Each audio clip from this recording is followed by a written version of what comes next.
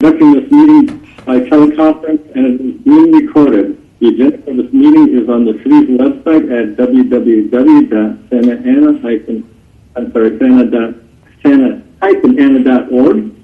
Scroll down to just below the picture of the city council with the blue bar titled Meeting Agendas and Minutes.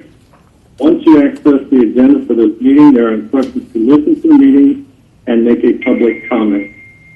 Members of the public will have the opportunity to make comments twice during this meeting.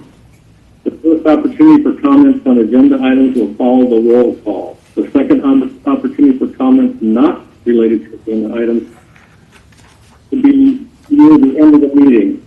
Even though you are not physically together, please join me in saying the Pledge of Allegiance whenever you are ready. Ready? Begin. I pledge allegiance to the flag of the United States of America, to the republic, one nation, under God, indivisible, with liberty and justice for all. Staff, could you please call the roll? Okay. Member Lander Verdi? Here. Member Leo? Here. Member Lugo? Here. Member Pereira? Here. Vice Chair Johnson? Here. Chair Carpenter? I'm here. We have a quorum. Thank you.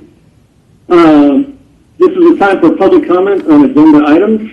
If you wish to comment on an agenda item, dial *9 to request to speak. Staff, do we have any members of the public who wish to speak on an agenda item? No, we do not. Thank you. Well, then I guess we'll move on to our next item, which is number 1 on the consent calendar, approval of minutes of May the 6th. Do any members have edits to the minutes?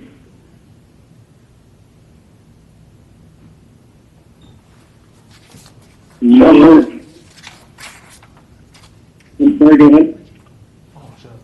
I was going to move it. This is Chris Leo. I'll move the item. Yeah, Johnson will second. Thank you. All righty, so I guess what we do is move. Okay, staff, please call the roll. Member Lander Verdi? Here. Do you approve the consent? Oh, yes, I'm sorry. That's okay. Member Leo? Member Leo? Yes, I approve. Member Lugo? Approve. Member Pereira?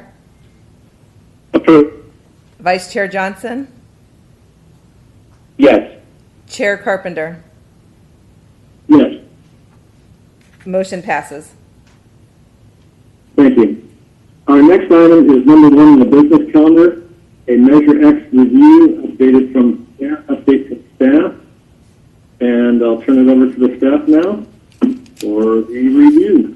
And Sergio Vidal, our assistant director, is going to be making this presentation, and I will just be pushing slides along. Thank you. Thank you very much, everyone. Thank you, Catherine. Good evening, committee members. This is the sales tax update for today's meeting. Just wanted to highlight, obviously, we're having a little bit of volatility, but you get next slide there, Catherine.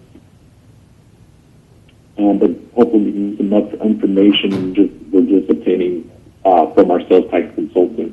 So slide 2 here is our update and our collections to date for the 12-month period. That obviously includes the last 3 months of the prior fiscal year and the first 9 months of the current fiscal year, 1920. The city has collected overall $59.3 million in Measure X sales tax. Just to give you a little bit of about 2 years ago, the city sales tax consultant estimated about $60 million. I'm going to take a wild guess and say he didn't anticipate this COVID-19. Even with that impact, the city almost reached its original estimate, which is about 2 years old, of $60 million over the first 12 months. So that just kind of gives you an idea of where we were with sales tax here for Measure X. specifically for 1920. Next slide. The city has collected 45,698. So basically 45.7 million in the current fiscal year. Just to remind everyone, that also includes about 1.6 million from the prior year, 18-19, that we recorded into the current year. But the real big impact to COVID, or our first initial impact, is obviously our receipt that we received in May this past month, 3 million. That was obviously not in our projections, and that has a lot of reasons to why we received such a small amount, which I'll get into shortly. We have just received information from our sales tax, so we're continuing to evaluate right now as to why this revenue was received so low. But I'll get into that shortly. But I just want to point out that the city, on average, has been receiving about 15 to 16 million on a quarterly basis. For this quarter, obviously that's a little lower. It's about 10 points. Get that number for you. It's about 10 million for this current quarter 2020. Next slide. So our outlook for our upcoming fiscal year, as I mentioned, we're evaluating the information from our sales tax, and we'll be posting it to everyone shortly. But right now, our estimate is approximately 55.1 million. That's as of June 2nd. However, that may be subject to change as more information comes in. This reflects the current most likely estimate from the consultant. And if you look at it from a year-over-year basis, it's about a 9% increase from 1920 to 2021. Next slide.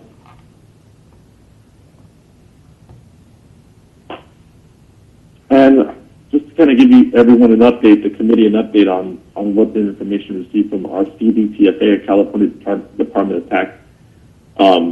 They have not yet provided any information as to the loan deferral program.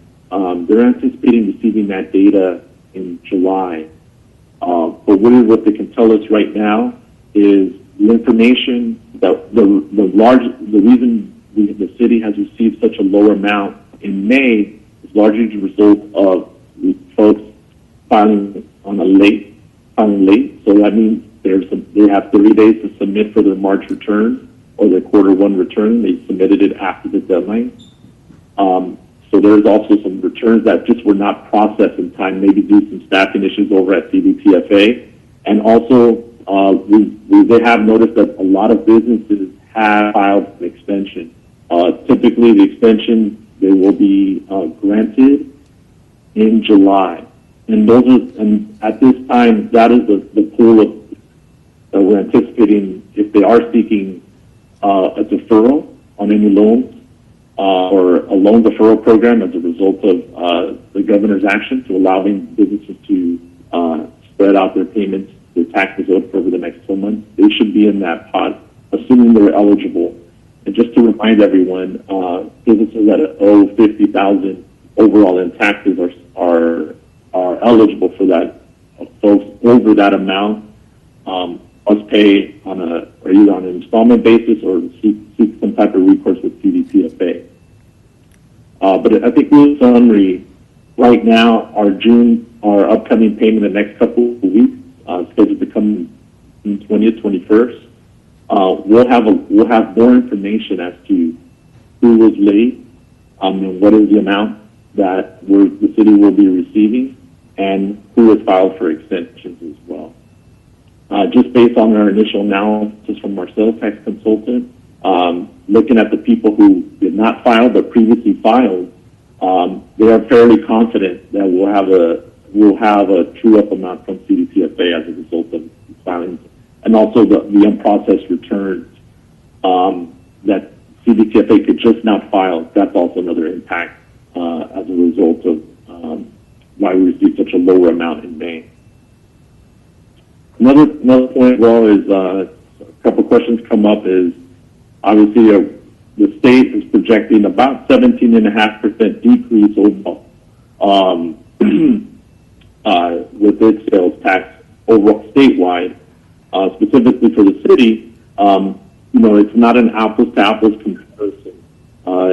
Mainly as a result of, as much larger share of the city's Measure X sales tax comes from online sales, and the city also has a less reliance on transportation sector in comparison with the state. So in essence, we're obviously not the same in terms of the impact of this pandemic.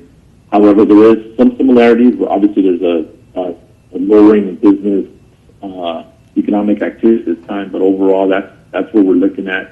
Any changes or any updates, we'll make sure to notify the community. And at this time, I think that concludes my portion. Just any questions that the committee may have.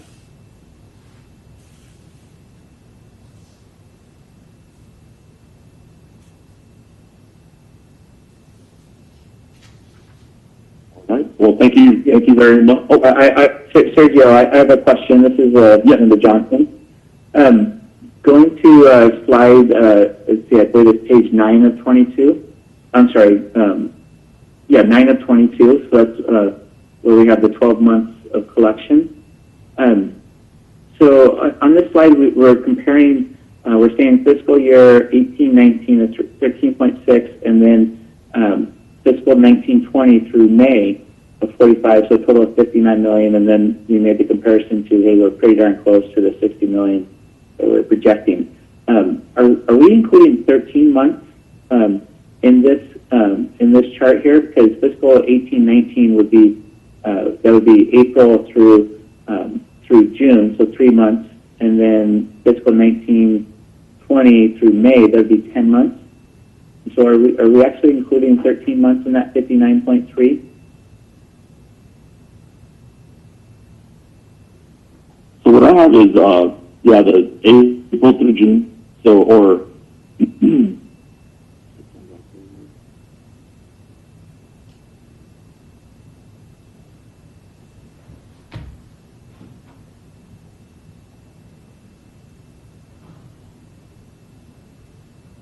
I'm coming up to 12.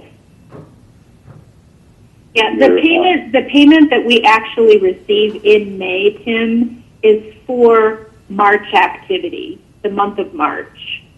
So what you have here is 12 months of activity, because it started with the April 2019 activity and ends this 12-month period and ends with the March 2020 activity, and that March activity payment was received in May.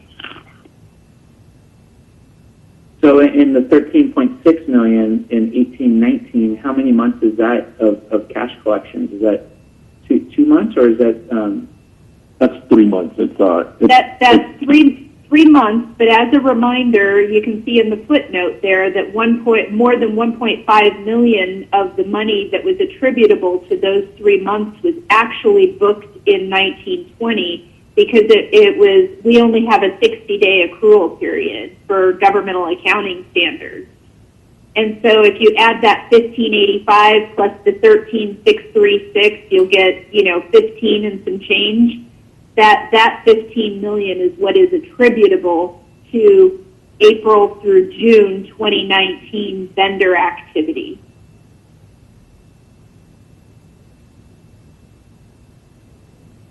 Okay. So I mean, you can assure me that in the 59.3 that we don't have 13 months in that period, because I mean it certainly feels like it just from looking at this. So that's Captain alluded to. It's in essence activity. Measure X began on April 1st. So the fiscal year 18-19, we received cash collections as of August, which was total 13.6 million, and that's really for the activity from April through June 2020.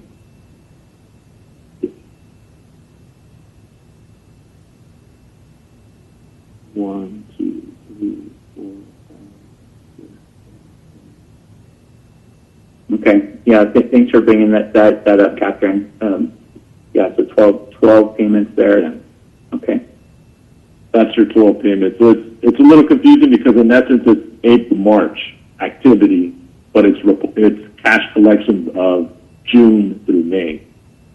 That's really where the confusion lies. So thank you for the great question. Okay, perfect. And then I appreciate that, and thanks for that screen splash of the spreadsheet. That helps a lot. And then, do we have an estimate from the sales tax consultant in terms of what the dollar amount that they're thinking the taxpayers or retailers are utilizing the deferral program? I mean, obviously this is a huge drop on that May deposit, which is that the true up for the first quarter? That is the true up for the first quarter. So what the sales tax consultant has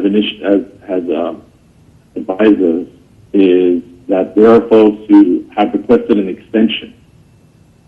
So in July, the CDCFA will determine which one of those businesses that request an extension, who will be seeking a deferral. So not all businesses will be seeking a referral who are eligible, and the eligibility standard is 50,000 taxable sales. So that also includes obviously what they owe to the state, the Bradley Burns, and then whatever county tax we have. In the county of Orange, obviously we have a little bit of Measure M. But yes, go ahead, pardon. I was just going to say, but have they been able to give us a number or a range of what they believe that will be coming in the future for that period, for that May true up for March? Well, there was about 6 to 7 million of tax filings, and they used prior quarter data to determine who may be eligible. At this time, they provided us an estimate that's essentially lower of businesses who have sought an extension, and it's well below 6 million. So within the businesses that do request an extension, some will be opting to utilize that loan deferral program. We should know that information in July. So we don't have a quantified number, like even a range right now? We don't have a quantified number as to how many businesses will be selecting the option to seek the deferral program. Not at this time. However, I'm not referring to the number of retailers, but more the dollar amount of the tax. The dollar amount of the tax is there was a range of 6 to 7 million that were eligible to request a deferral. When the quarter one filings have come in, the businesses that sought an extension was well below that. So not everyone who sought an extension will be applying for the deferral program. So not at this time. Okay.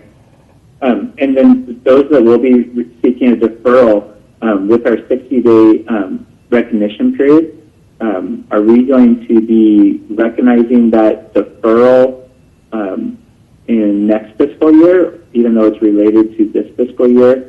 How do we?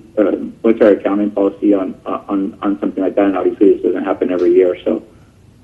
You're absolutely correct. It doesn't happen every year. The long story short is we'll be recognizing, if we do start receiving some payments on the deferrals in July and also August, those most definitely will be recorded in 1920 activity. Since this is very new, and depending on the materiality of the businesses that are seeking that deferral, we'll determine that time and have that chat with our auditors to see if it's something that we can accrue. But if also we would need to have that data from CDCFA to substantiate our accrual if that is the route we take. But again, step one is obtaining the data from CDCFA. Step two is determining if it's material to accrue.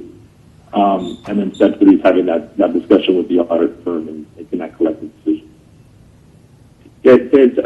Do we expect to be able to get that information from CDCFA in terms of what the dollar amount of deferral is? I'm trying to think of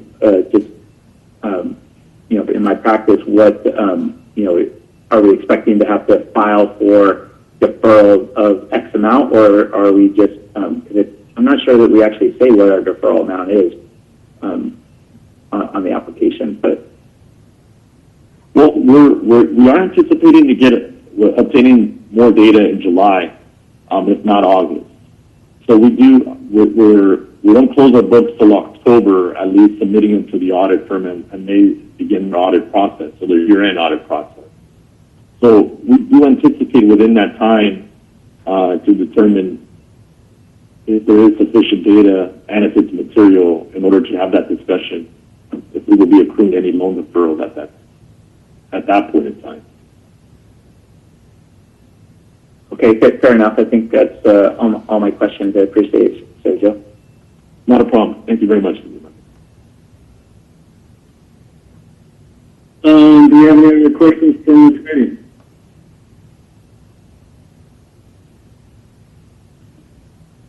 This is Alonzo Lugo, none for me. Thank you. Thank you. Anybody else? Okay, with that, we'll move on to our next item, number 2 on the calendar. Fiscal year 2021 Measure X agenda, line spending for staff. And I shall turn it over to the staff.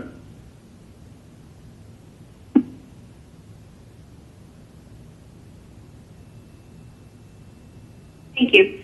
Sorry about that technicality. I'm trying to figure out how to work this. This is Catherine Downs. If anybody else is listening in, I'm the Director of Finance, and I'll walk through this Measure X aligned spending with you. So we're tracking a total of, this is pages 13 and 14 of your agenda packet, by the way.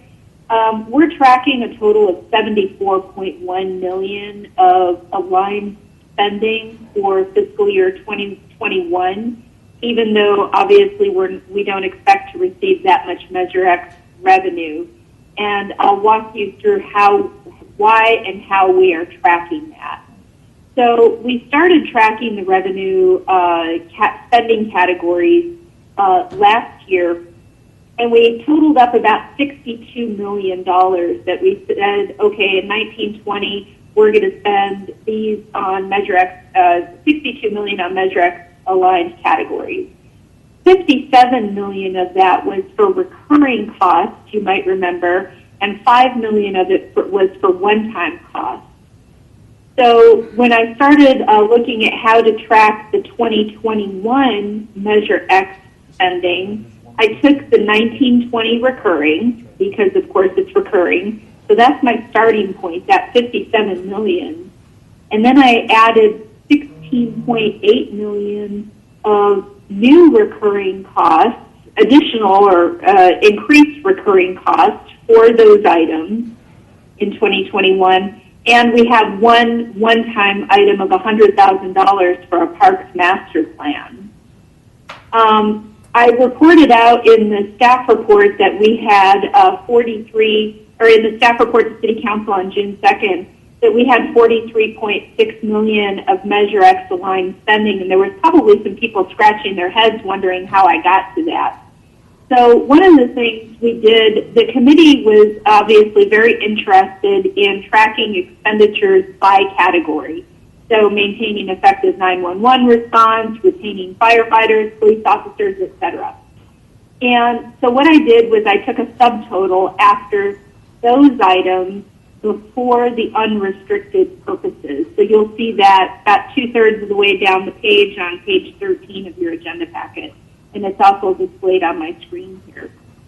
So the subtotal, if you add the 1920 recurring items, the 2021 increases to those recurring items, and then the one-time $100,000 for the Parks Master Plan, that's how we get to the $43.6 million that I reported out in the staff report. So that, let's see. Was there anything else that I wanted to cover? No, I think that's it. So if you have questions, I'm happy to answer them.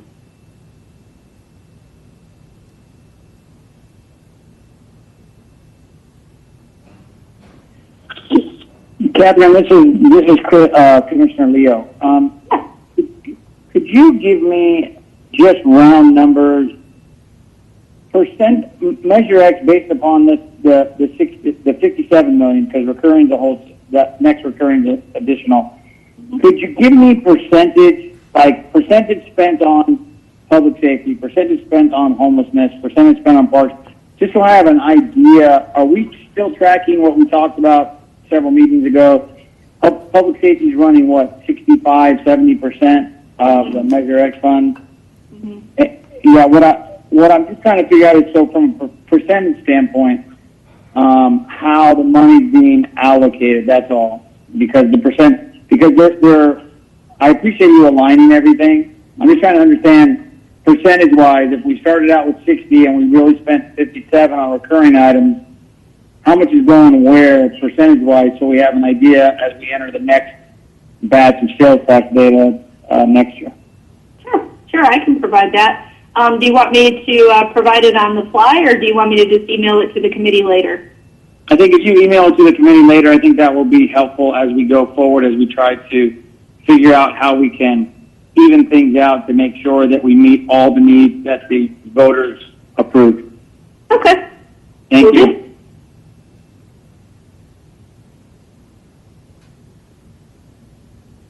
Hi, Director Downs. This is Tim. So is your 1920 recurring? Are those is a mathematical carry forward from the prior year, or are you adjusting for any known changes to that when you're looking at the future? No, it's simply the actual numbers from 1920. So if you look about 1/3 of the way down the page here at the first item under retaining police officers, you'll see Police Officers Association contract increase.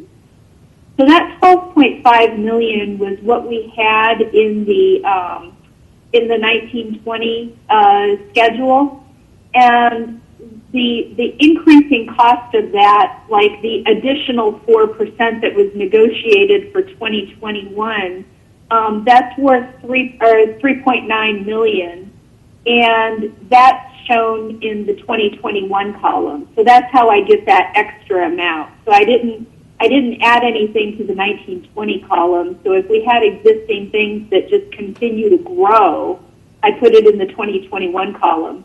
Same thing for the right above it for the Orange County Fire contract increase. That was last year's increase, the 1804 number, and this year's increase is the 1869 number. So since we started tracking this, we've had total increases of 3.6 million, 3674. So no, I didn't change anything in the 1920 column. Okay, but the purpose of this is to be able to say what is our expected aligned spending of X revenue for the upcoming fiscal year ending June of 2021. Is that right? Yes. And what's interesting about this exercise that I kind of found was, okay, if I keep adding on the additional costs and the increases to costs, and now I'm up in year 2 up to 74.1 million that I'm tracking, which is obviously more than our revenue.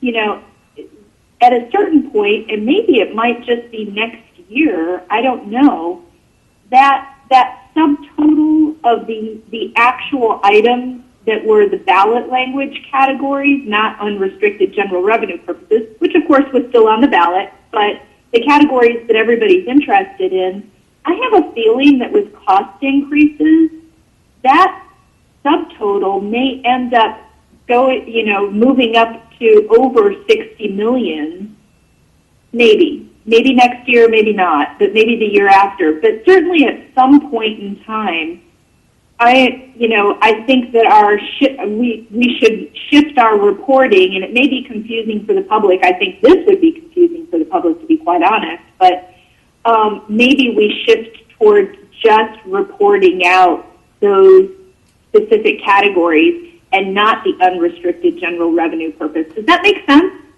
Yeah, I mean, you're kind of anticipating my question, because that was kind of a little bit of my concern, is that we're showing the 74 million, and I think it might be a head scratcher for people when they're saying, well, I thought it was going to be 60 million, and it decreased to 60 to 55. And so, I get where we're going, because this is, essentially Major X aligned spending, not necessarily this is where Major X funds are being spent, because, as we've discussed before, you literally just can't put it in these separate buckets like that, because it's all general fund.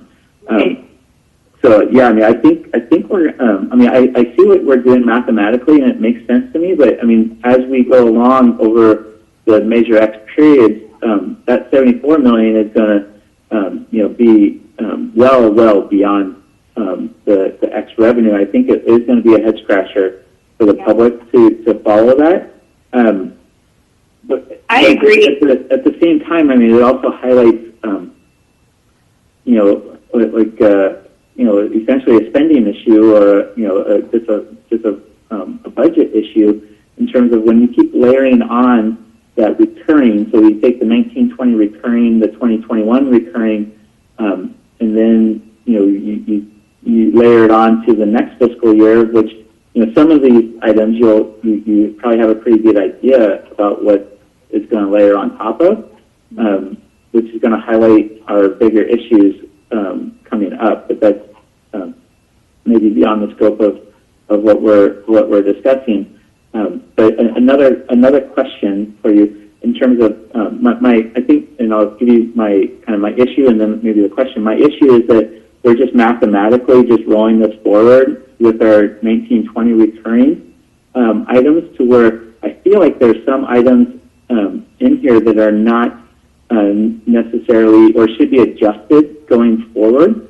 And the easy one to pick on is the vehicle incentive program, because we're at 1.7 million on that, and we came in well short. I think like over $1 million short on that one particular item. And then I feel like there's also some hiring that was anticipated to be made in the 1920 fiscal year that now, due to hiring freezes, my gut tells me is not going to be taking place. So, for example, I think maybe in Parks and Rec, as well as Public Works, I think we had kind of anticipated some, although maybe not Public Works isn't on here, but I feel like there was some anticipated hiring that was not going to take place, and I would assume maybe now it's not going to take place. So, am I correct in saying that there's maybe some recurring costs that are due to the COVID-19 adjustments that you've made in the current fiscal year, that maybe we should readjust our 1920 recurring? Yeah.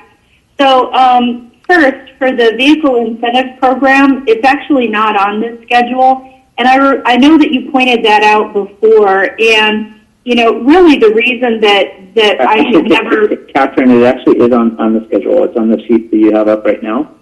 So okay. It's about 8 lines up from the bottom or so, maybe 9. Okay, yeah, there it is. Okay, I think I must have added it in after you pointed it out, because I remember originally I had not added it in because it's really a rebate of sales tax, so it's like a reduction of revenue. But yes, okay, I did add it in after we had talked about it last time. Okay, thank you for that. So yeah, you're absolutely right. I think that the thing to do though is wait until we've closed the year, so that we know what our actual amounts are, and then adjust that 1920 column to the actual. And again, this all gets very, very confusing for the public, but I totally see your point, and I think that that's the right thing to do is to adjust it maybe, November time frame or so, or maybe December, like about when we're ready to issue our CAFR, our annual audited financial statements, and we know what our final numbers are. I think that would be a good time to update the 1920 column, and then we can reassess from there. I definitely did not want to remove anything, because I felt like it would be disingenuous for me to sit there and try to, pick which ones should be removed from the schedule to get down to our expected revenue. So even though it is confusing for the public, I didn't feel like it was the right thing for me to do, to say, well, we're only going to get 55 million of revenue, so let me take out some of these items to drive this spending down to 55 million, because that's not my choice to make. And so that's why we are tracking more.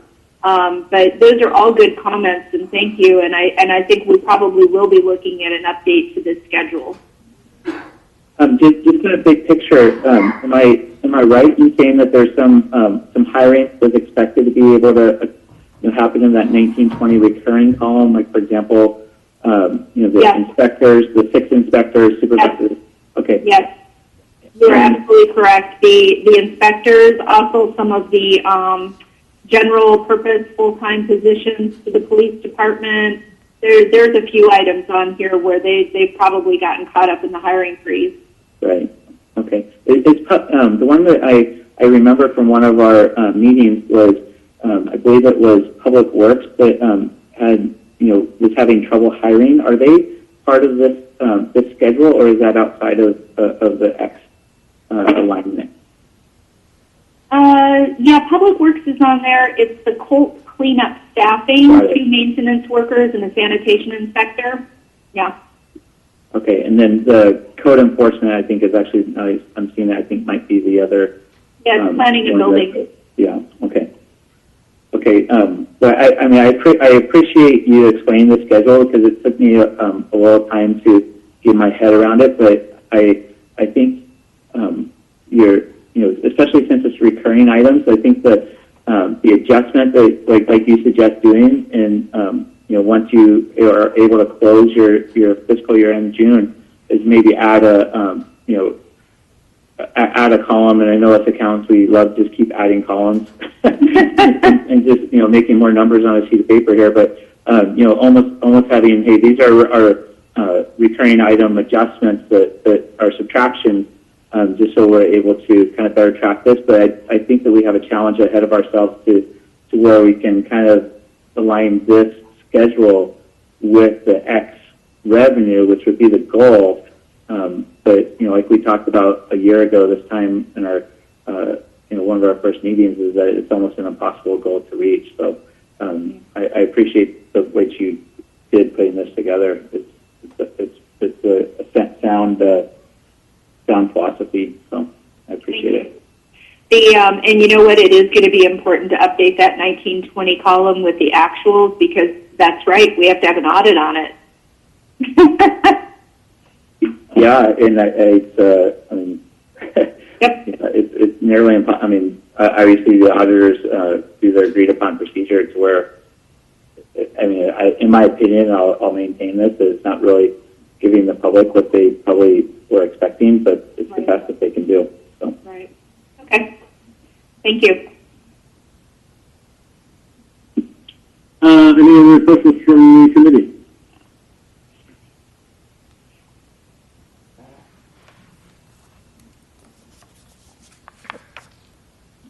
Actually, one other quick thing.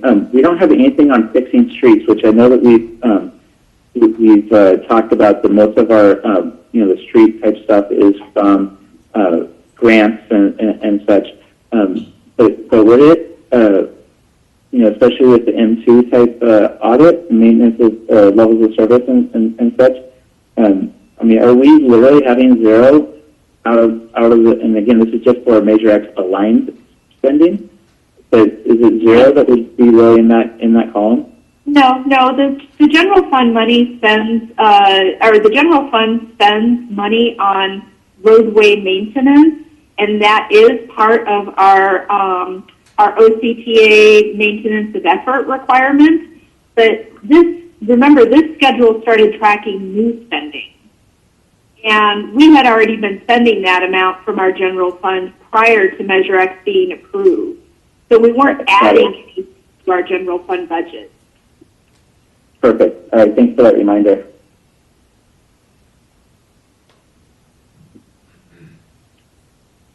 Any other questions from the committee?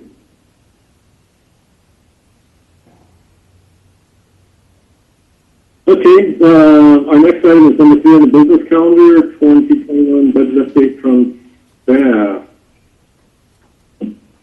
correct? Yep.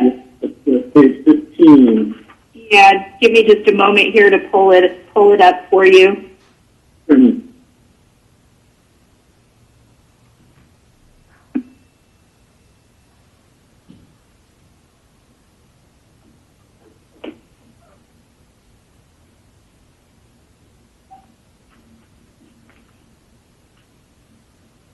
Okay. So we did have a request for an update on the fiscal year 2021 budget. And so during this presentation, feel free to stop me if you have a burning question. I know that's going to be kind of difficult in our the way we're doing things virtually, but if you really need to stop me, I'm sure that you can accomplish that. And then, of course, I'll take questions at the end. And I'm happy to entertain anything that you want to talk about with the 2021 budget update. So this budget year is particularly difficult due to the coronavirus pandemic. We've got a lot of moving pieces still. We know we have significant revenue losses, not just in sales tax, but in other things too, business license tax, hotel visitors tax. And we know that our sales tax consultant needs data to make projections. We talked about that earlier during this meeting. And the data is slow in coming from the state. And we know that the city manager is negotiating concessions from labor groups, and I'll go into that a little bit more later. And we really won't be able to use much of the CARES Act money that we expect to receive as pass-throughs from both the state and the county. We won't be able to use much of that to reimburse ourselves for our existing costs. That CARES Act money is really about new costs to respond to the coronavirus pandemic. But we do expect to be able to reimburse ourselves a little bit, and I'll give you an example of that just in case you're curious. We budget to have police officers. Well, if those police officers are spending time responding to COVID-19 issues, and that is well documented, then we can reimburse ourselves from the CARES Act money for that police officer's time. But of course, this is all subject to federal audit guidelines, so we have to make sure that it's properly documented, and it's not that entire police officer's time. It's only for the amount of time that he or she may have spent responding to a COVID-19 situation. So, Sergio and his group have been very, very hard at work trying to quantify what that might look like. And our best guess right now is that, we might be able to reimburse ourselves a few $1 million. So we don't really have that in the budget right now, but that is going to be that's one of our moving pieces that's going to help us going forward. We're still working on our cost reduction strategy for the unfunded pension liability. We've been working with a consultant on that and a municipal financial advisor. And there's a lot of really good ideas. We've done a lot of number crunching, and I feel like the light is at the end of the tunnel. I'm not going to make any promises as to, we're going to, come up with that next Thursday. But we're getting very near to the end, and then I'll be able to make a presentation to City Council with some recommendations and get their guidance. So we're definitely looking forward to that. And then, obviously due to the hiring freeze, it's going to be difficult for staff in some of the city's divisions to keep up with their work, make progress, and achieve their goals. And yet we still have our public expectations, our city council expectations for service level. So we've got a lot of moving pieces here. That's what's making this year very, very difficult. Usually by this time of the year, we've pretty much got our budget buttoned up. We're good to go. We know what we're doing. It's balanced. This year, it's not like that at all. I was hoping to be able to provide you with an updated version of this slide tonight, but we haven't published the agenda yet. We haven't finalized the staff report yet for the City Council meeting on June 16th.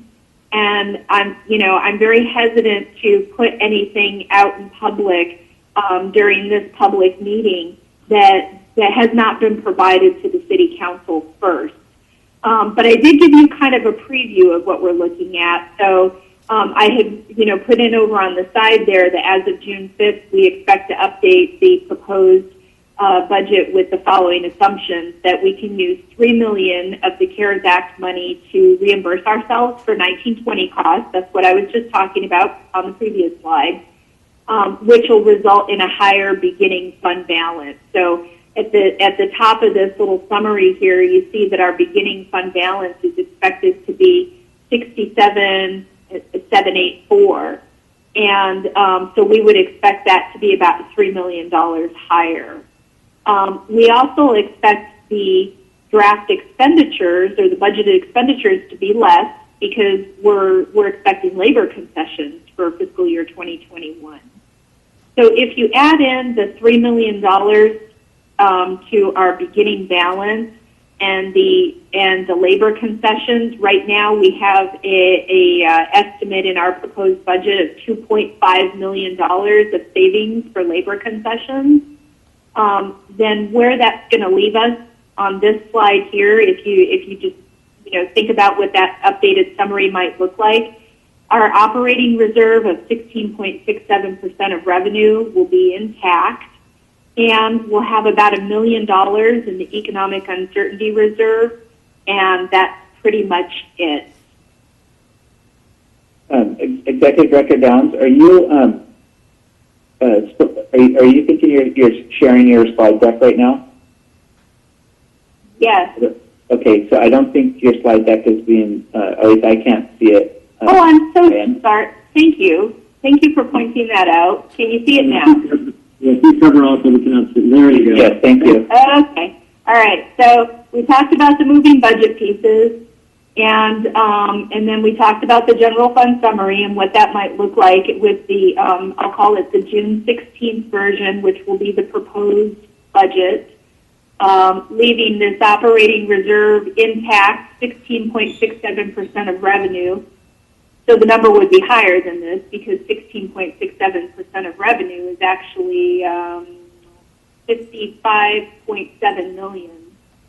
So you see $55.7 million here. You see about $1 million in the economic uncertainty reserve, and then not much, if any, left over after that. So that's what we're looking at for the updated version that will go with the June 16th staff report that we have not finalized or published yet. Catherine, do you want to take questions as we go, or do you want to wait? Sure, yeah, I can do that. Does anybody have questions on this particular slide, the general fund summary? Yeah, this is Chief Governor. I have a quick question for you. The labor concessions for 2021, are those ongoing, or is that just a one-shot? Are you going to have to look every year? It is an ongoing, it would be an ongoing reduction of expenditures. And here's why. So if a group of employees were scheduled to get, say, a 4% increase on July 1st, and you don't give them that 4% increase on July 1st, maybe eventually they get it down the road, but for purposes of fiscal year 2021, they don't get that 4%, then that's a permanent savings because that's money that you didn't have to start spending on July 1st. Does that make sense? It does. And what labor groups in particular are we talking about? From what I understand, the city manager is negotiating with all labor groups, but she has already received verbal agreement from one, and I actually think they already voted on it as well. And that item will be on the June 16th agenda for that one labor group that she already has secured concessions from. Thank you. Any other questions for the general fund summary slide? Yeah, go ahead. Go ahead, Commissioner Johnson, go ahead. Actually, I talk a lot, so you go ahead and go first. So in basic terms, you're only, after the labor concessions, you're only assuming that we're going to have a shortfall of $4.5 million out of the 2021 budget. No, Okay. not at all. And we might be able to see that a little bit better on the next slide. What you're looking at here with the 4.5 million is the June 2nd version of the draft budget. Okay. And that June 2nd version said that that we are 4.5 million short of having our 16.67% operating reserve. And that is unacceptable, and that's against the city council's policy. So obviously that was a draft and will not be adopted that way. And that's why we're circling the wagons on labor concessions and other items as well. Okay. So, are there any other questions specific to this slide before I move on to the next one? And I might be able to answer your questions a little bit better on that next slide. I have a couple questions, and feel free to say to defer it if you think it's going to be a future slide. So the operating reserve that is designed more from a timing of cash flow. Is that right? So it kind of ebbs and flows throughout the year. Yes, the actual reserve amount does not ebb and flow. It will always be based on 16.67% of the revenue. So as our revenue estimates increase or decrease, that operating reserve will increase or decrease. But really, the purpose of the operating reserve, as you suggested, is to ensure that we have the cash flow we need for the city's obligations. So some of our revenue sources, don't come in regularly, like property tax. We get the lion's share of it in December and April. And so we have to make it 5 months into the fiscal year before we get our first serious property tax payment. And so that's part of the reason for the operating reserve. And then the operating reserve is also there for just flat out emergencies. So if you think of the economic uncertainty reserve, that's really there for what we're talking about today. The fact that our Measure X revenue and our other revenues are decreasing because of the pandemic. And so that reserve is a set aside that contemplated that. If we run into recession or economic problems, our revenues are less than what we anticipated, that reserve would be there for us. To help soften the blow, to give us some time to be able to reduce our expenditures to get back in line. So our proposed budget will definitely, contemplate using almost all of that economic uncertainty reserve. The city manager does want to leave about $1 million in that reserve, but otherwise we would use that whole thing. Whereas the operating reserve, if you had something like an earthquake or where we had to immediately start spending a lot of money before we could get FEMA reimbursement for immediate response, then the operating reserve is certainly something that we would dip into temporarily for a purpose like that. Okay, yeah, and you anticipated my next question in terms of utilizing the uncertainty reserve, so I appreciate that. On the CARES Act money, so on the anticipated $3 million. So I mean that's those are expenditures that we're already incurring.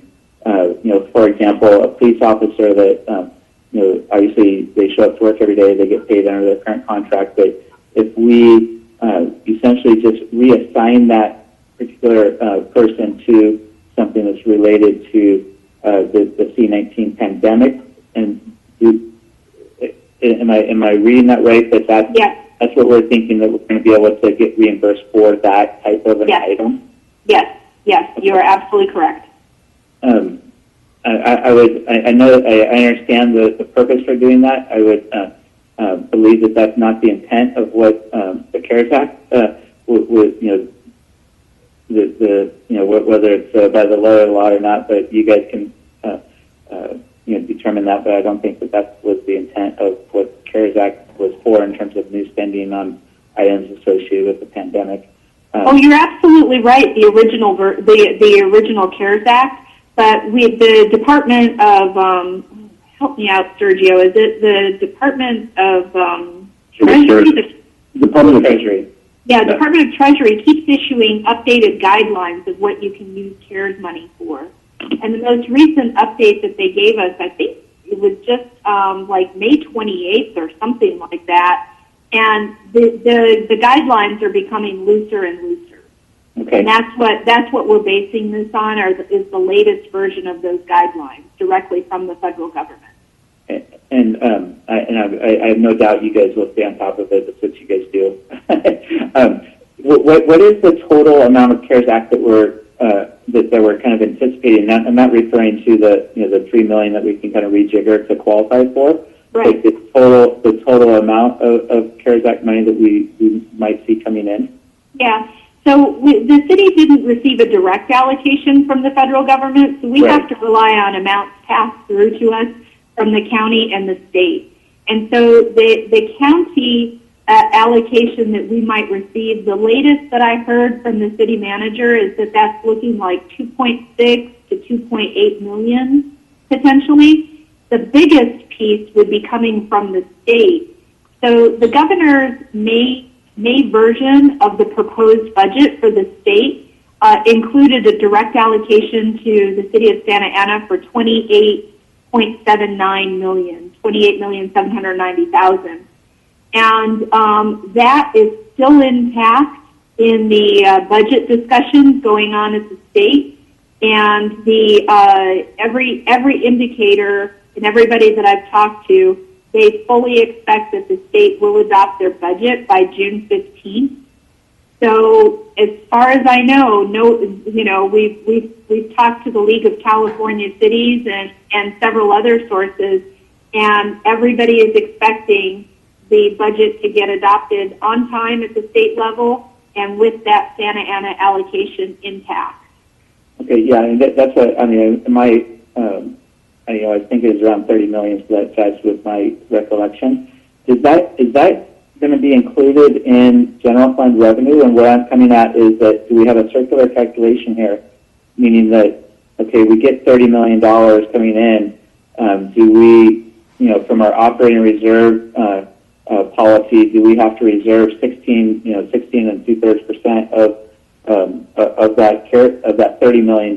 So now, yes, we can. We have solved 4.5 million of it through allocation and labor concessions, but then we have another $3 million that because we have this 30 million coming in from CARES Act, that we have a increased operating reserve requirement, or is that outside of the revenue, the general fund revenue side? That's outside of it, and Sergio, feel free to pipe in, but from what I understand, we're going to need to account for that in a special revenue fund, a restricted money fund.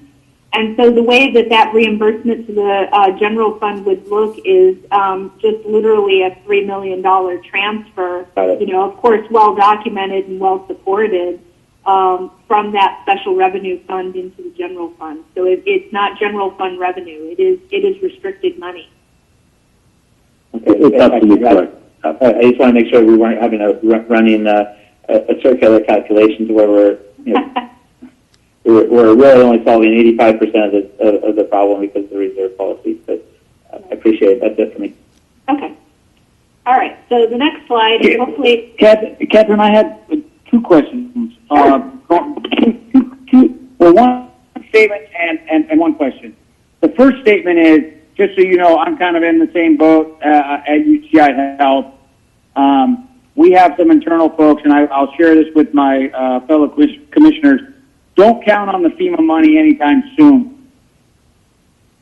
Just because we have folks on our staff, on the UC staff, that came from the East Coast who worked on Hurricane Sandy. They were still waiting for payments from FEMA on Hurricane Sandy. You now have 50 states digging into FEMA money. The first allocations are easy. The next batches will be much harder. So we may be waiting a while for any additional FEMA money. The other my question is, the county got $554 million of CARES Act money. And Santa Ana is the first or second largest populated city, depending on the day.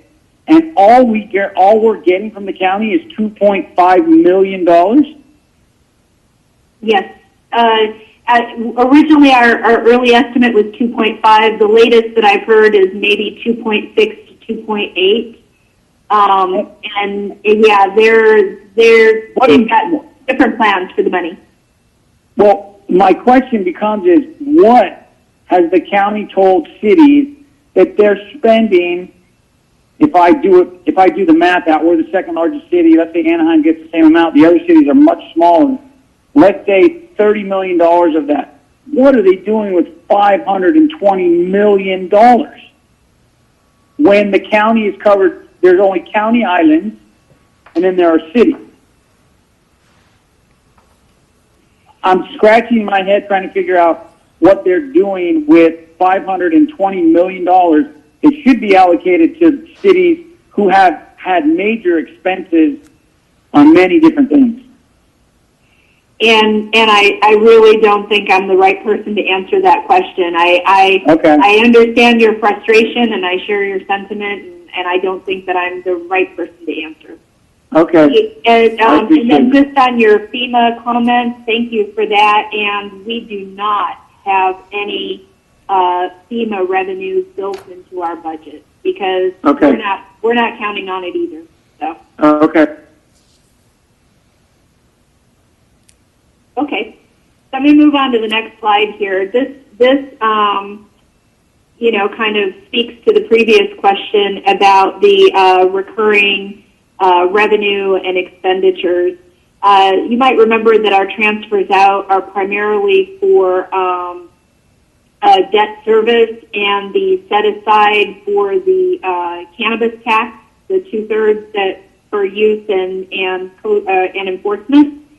And so what we have here, and again, this is based on the June 2nd version of the draft budget, is that our recurring expenditures and transfers out, again, transfers out being payments for debt and a set aside for youth services, your expenditures, and a set aside for enforcement, also expenditures, exceed revenue. So you're basically looking at $323 million of ongoing costs against $307 million of recurring revenue, and then we have some one-time amounts in there. The June 16th version, which will be the proposed budget, that expenditures will decrease by the $2.5 million in there that we've assumed for labor concessions. Which we will have no problem obtaining that based on what we've already gotten from the one bargaining group. So we'll easily hit the $2.5 million that we have in our proposed budget, or the assumption, I should say, in our proposed budget. So any questions on this slide, the recurring versus one-time?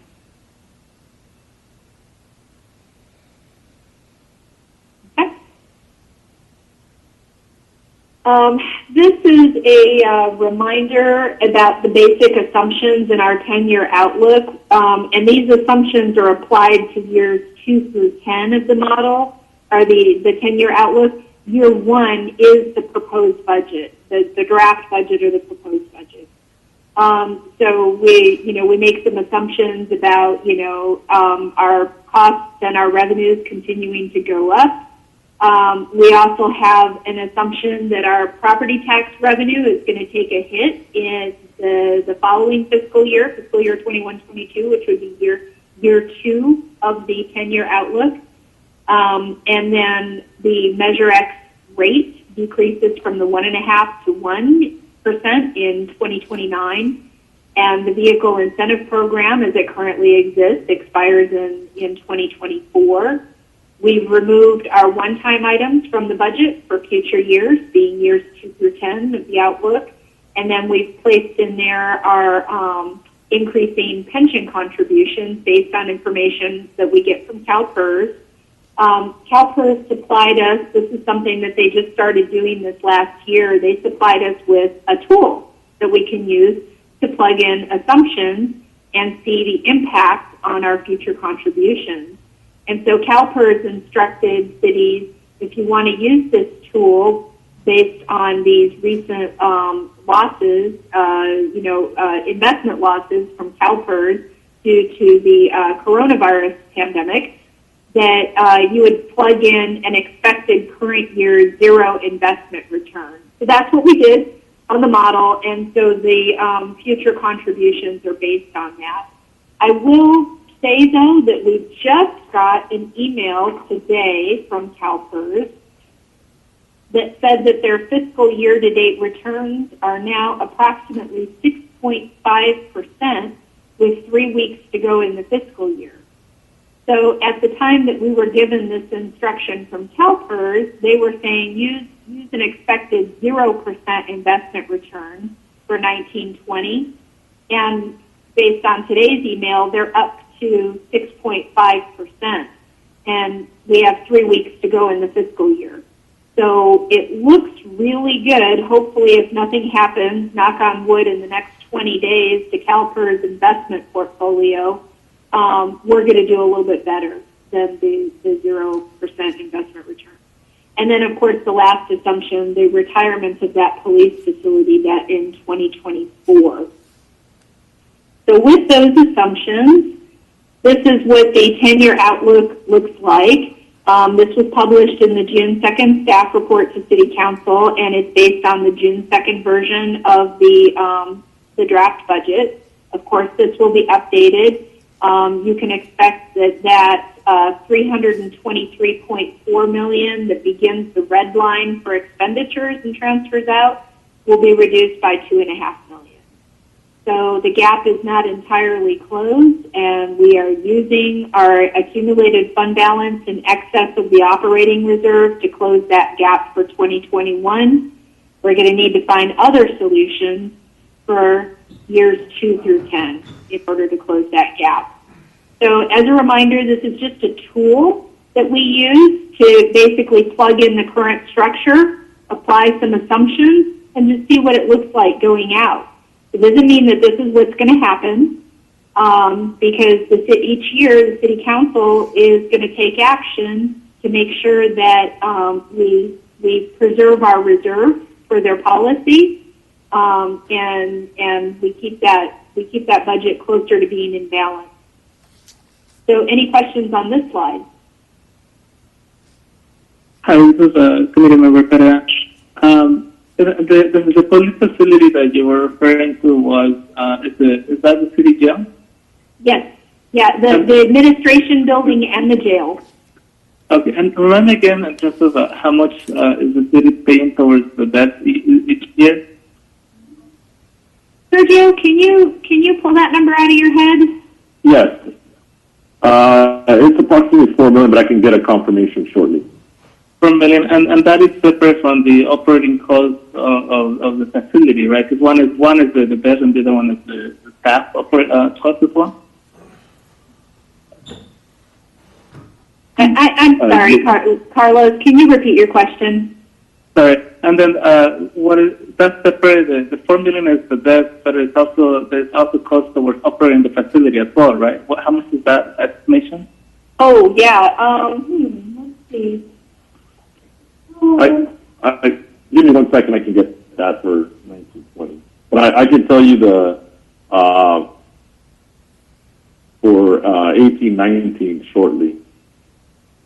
Okay, because I remember that the city is operating on red, with that jail, right? I mean, from what I remember, the city facility is running on federal contracts, right? Right. Okay. Yeah, I just looked it up. The original adopted 1920 budget for jail operations was $18.6 million. Okay. And how much does the city receive in terms of contracts from federal state to house or detain folks in that facility? Yeah, it's roughly about $16 million.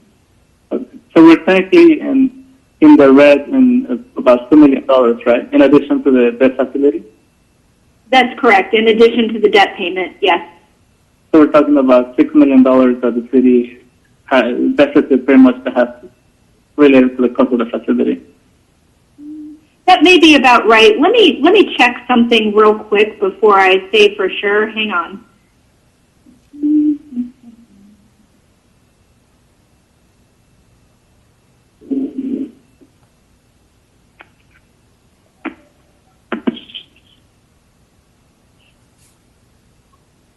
Yeah, that's what I thought. Let me reshare my screen here with you in just a moment, but I just looked it up. The police facility debt is really closer to $9 million. Okay. Would you mind sending us that via email in terms of the debt, the cost, and then all the stuff that I asked? Yeah, so let's see. That's the jail operations budget and the revenue. Mm-hmm. And then the amount of the facility debt. All right. Okay, yeah, we'll do. Thank you. Got it. Let me get back into screen share mode here.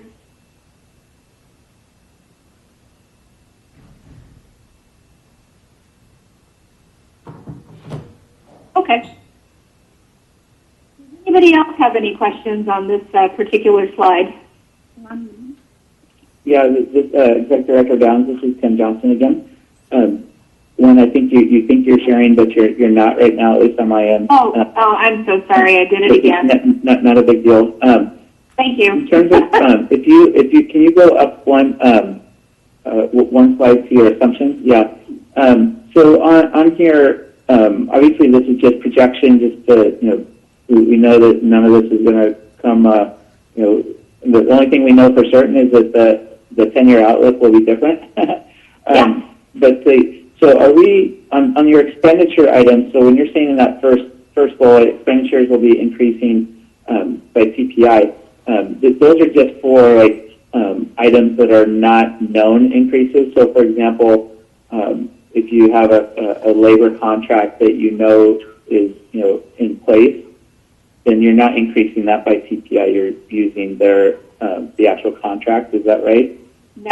No, we're using the CPI assumption because we know that the increases are all over the place. So, for example, we may have contracts that don't increase at all. We have some that increase by a tiny amount.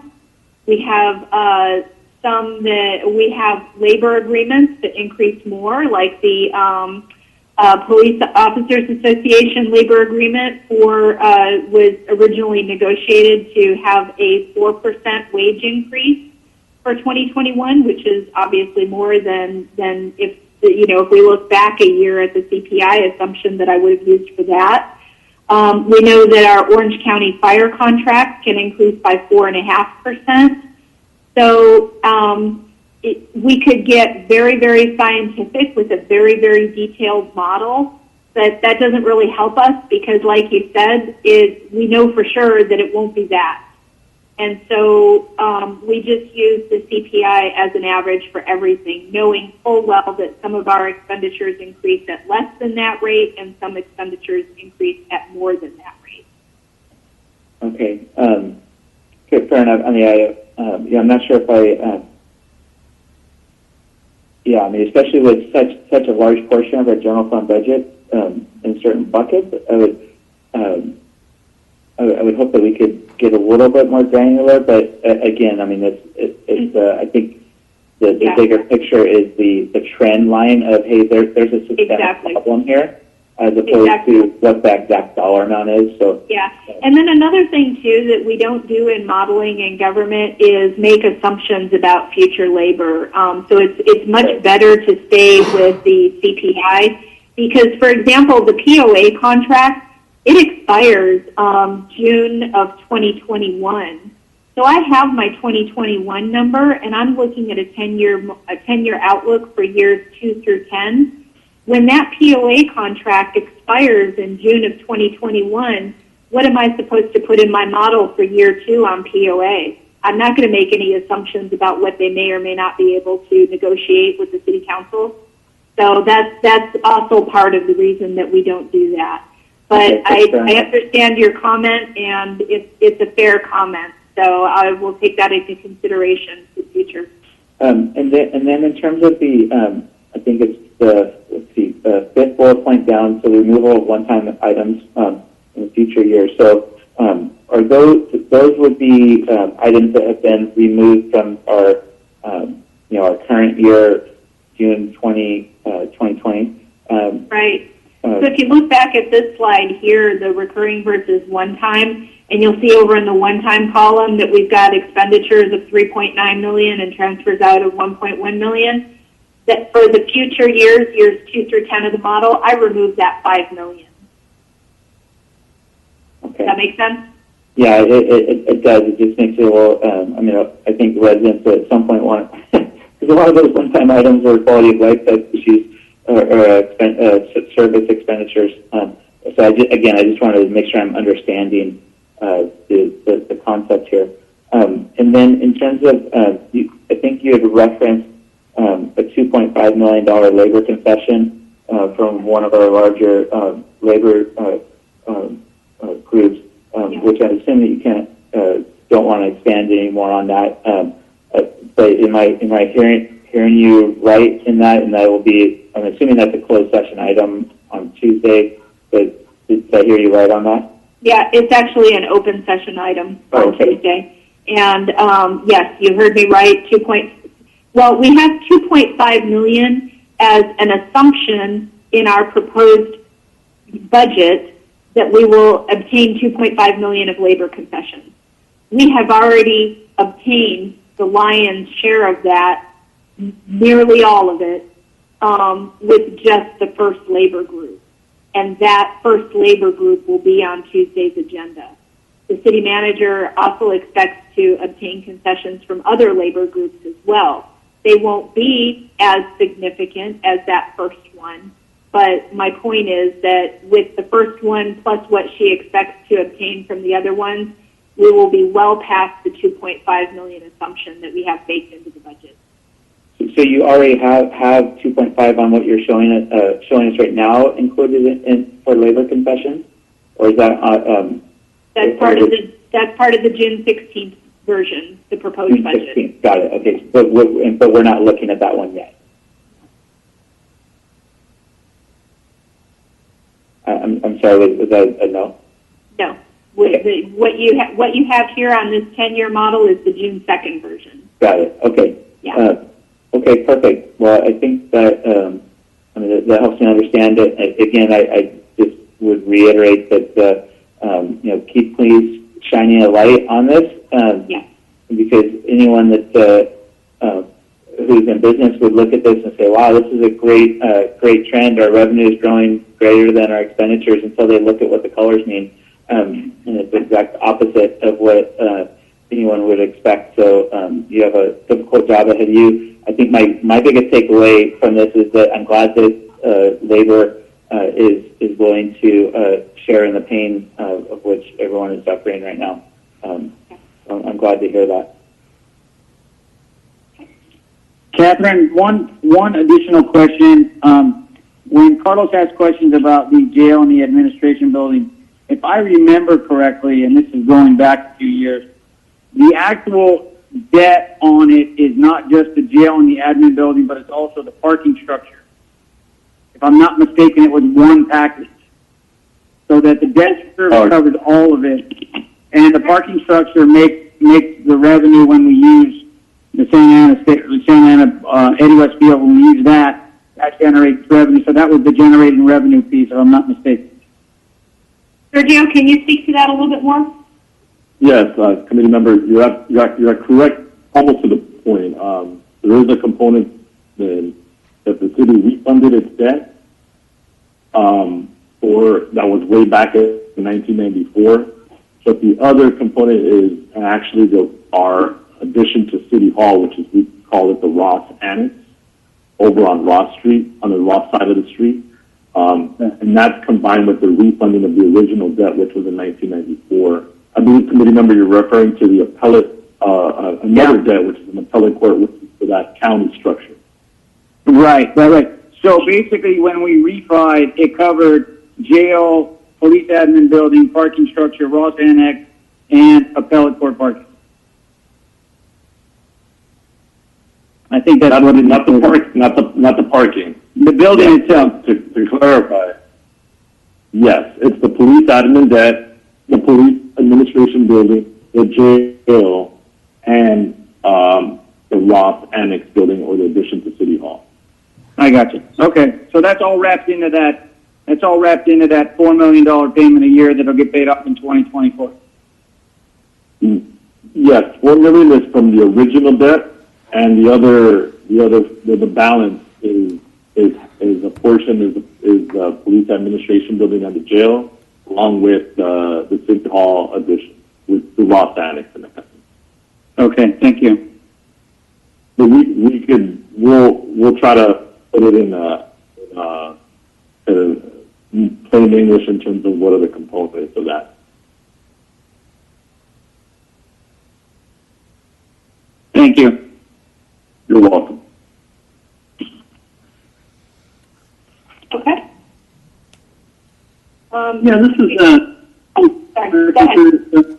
yeah, the graph here, again, being kind of a layperson here, can someone explain to me how, like in year 23-24 fiscal year, we're looking at a 36.6 million shortfall. How do we make that up?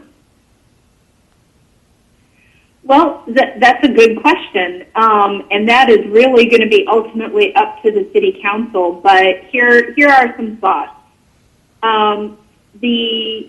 We are working on a strategy to reduce our costs for the pension unfunded liability. That will be a piece of it. Some modernization at City Hall will be a piece of it, likely a very small piece. The City Council may need to look at some of their service levels. They may need to reduce service levels to reduce expenditures. There may be layoffs, and with layoffs, I mean, I don't know that for sure, but if there were layoffs, it would be directly tied to reducing service levels. So if you find that you can no longer provide that thing, and you have staff members that support that they're kind of joined at the hip. It is very, very, very unlikely that the city is going to be able to raise any additional revenue.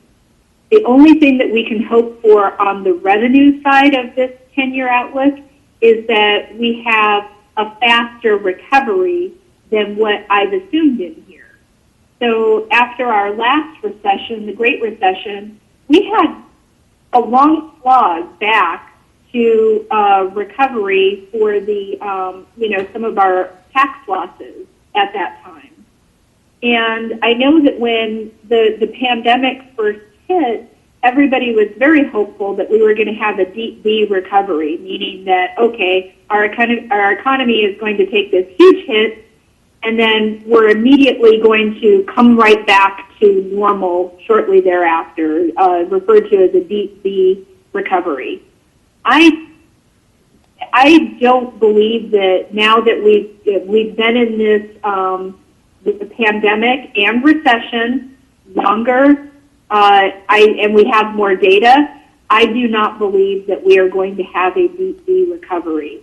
Now, that's still up for debate. There are some people who believe that we do, but I think there's a lot of economists out there that share my opinion that we're looking at another long recovery period after the current recession that we're in.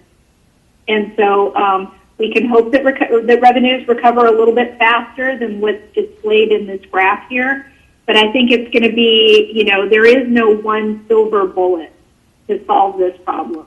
It's going to be a combination of, reassessing service levels, a pension, cost reduction solution strategy, there's going to be multiple items that are going to go into solving this, and they're going to be presented to City Council, and City Council will ultimately make those decisions. Thank you. That's a very good explanation. Just one quick question on this graph. Would you consider this graph to be optimistic or pessimistic? I would consider it to be fairly realistic, neither optimistic nor pessimistic. Excellent. Yeah, it's a little scary when you start looking at some of these numbers. 33 million, 36 million, that's a lot to make up, and to cut those services, it sounds like there won't be anything left in the way of service, if that's what truly does happen. And in your opinion, you feel that the recovery is going to be rather slow, is that correct? That is my opinion, but I don't have a crystal ball. No, I fully appreciate that. I'm just asking for your opinion. Thank you. Yep. Edie Downs, this is Tim again. But just to be clear, though, your revenue projections for 2021 in this green chart, the 307.4, that's just based essentially on your current budget or close to it, and then moving forward, we're just increasing that by the CPI, projected CPI, the 3 point and change of CPI. Though it's not contemplating either a DB or a slog or what have you. It's just utilizing just a mathematical formula moving forward, though, right? Yes, it's just the CPI increase. But it also, that $314 million that you see in year 2 also includes a assumption that property tax will decrease. Because remember, we've got a 1-year lag on that. So that's baked into that year 2 number. Right. Okay, perfect. Thank you. Okay.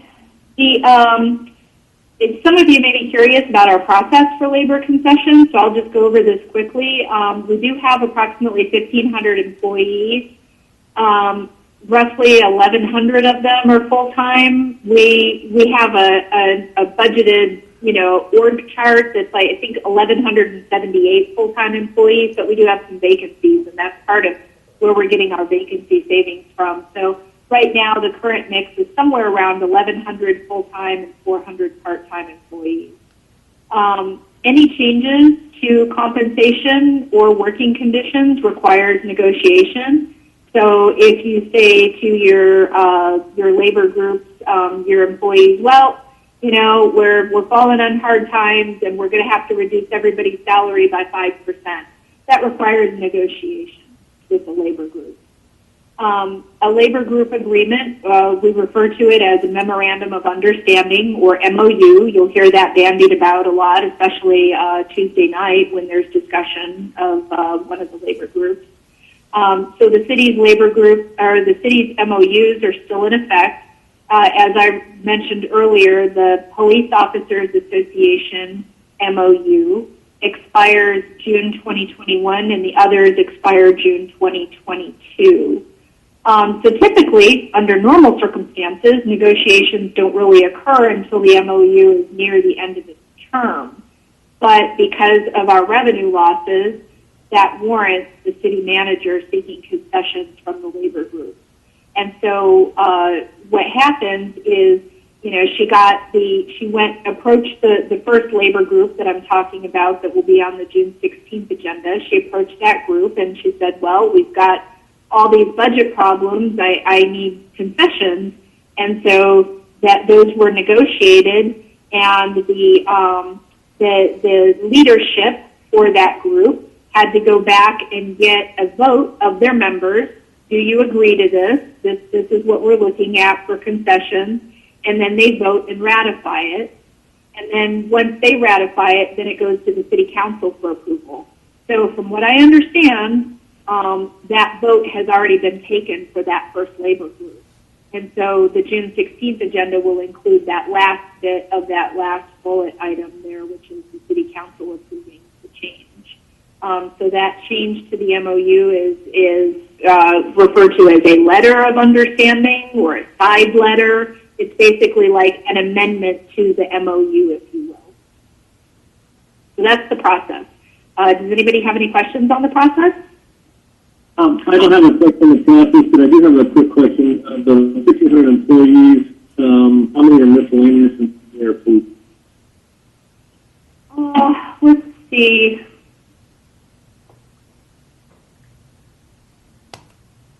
I think, you know what, actually, I think I have this. Hang on just a second.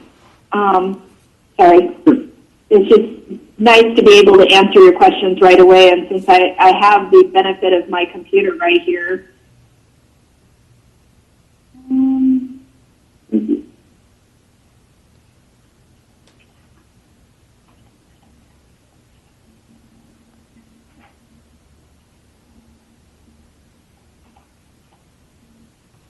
We have a little over 300, I think somewhere around like 330 full-time employees that are safety. They're sworn employees, so they're under the safety contract. So the rest of those employees would be under the miscellaneous pension formula. Thank you.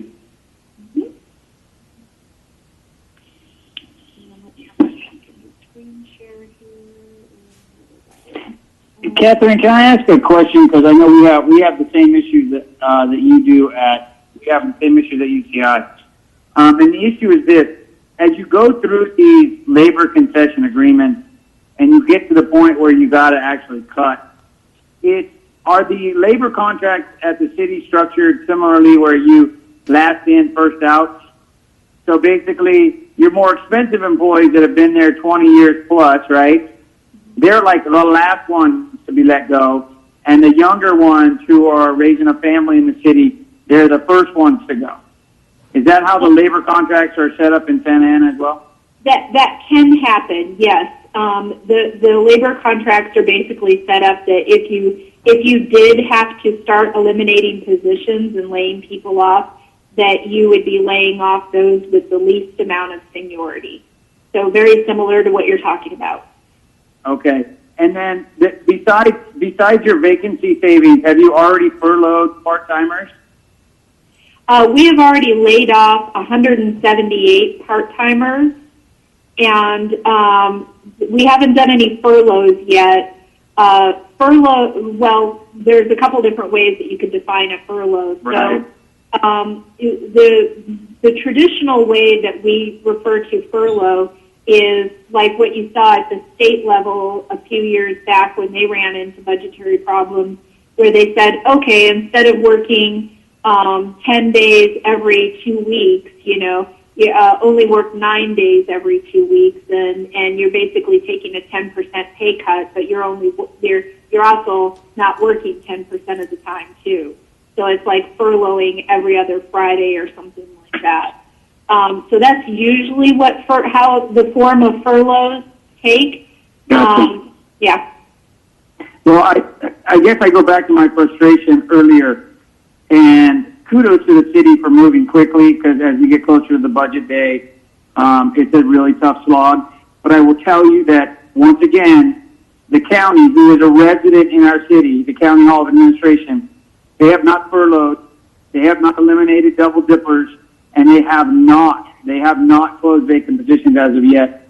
And that is very frustrating, as Santa Ana, which bears the brunt of being the county seat, continues to have to spend money, but has made the tough decision, and yet the county refuses to. And that is just a frustration that I think the city council is warranted to complain about. It's unfathomable at this point in time. We all know what's going to happen to budgets everywhere, private and public sector, and the county has not done a thing. And that's very frustrating when the city gets $2.5 million. And could you pointing more out, since we bear the brunt of protests, we bear the brunt of all that stuff. So. Yeah, I'm going to echo your comments that, our city needs to be pushing harder. Now, obviously, I don't know what's going on behind the scenes, so I don't want to, if someone is pushing hard, that's great. But we do need to push on the county, because they are the purse holders of that federal money right now. And a lot of this damage is being pushed down to cities. we need to get that help from them for sure.